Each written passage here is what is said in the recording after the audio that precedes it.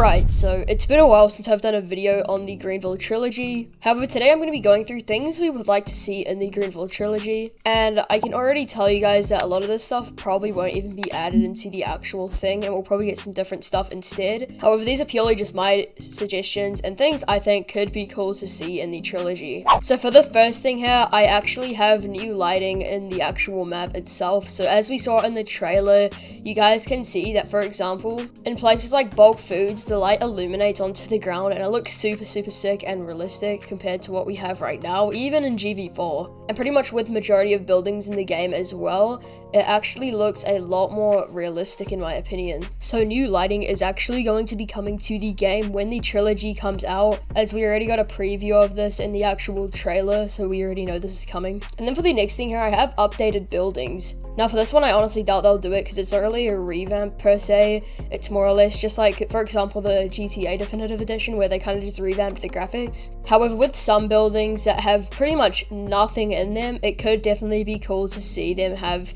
more stuff in their interiors. So the next thing here is actually buildings getting renamed due to copyright reasons. So for example, in GV3, Burger Horse is actually called McDonald's, and I'm pretty sure it uses the McDonald's logo still. And obviously, as we all know now, due to Roblox's copyright system and etc., Greenville will probably be forced to change this stuff. I'm not actually sure if they will be, but I'd say that's something that they probably do just to be safe. So a lot of the buildings in GV3 that currently have copyright names will probably end up being renamed to have the actual, to sort of have fictional names like what we do in GV4, and they'll probably just have the same names that we have now. Which isn't a big thing, but it is definitely something that Greenville will probably need to do just out of copyright. So the next thing here is new cars. Now, I actually don't know if they're going to do this, since a lot of the cars in GV3 were like free models and stuff like that, I'm pretty sure.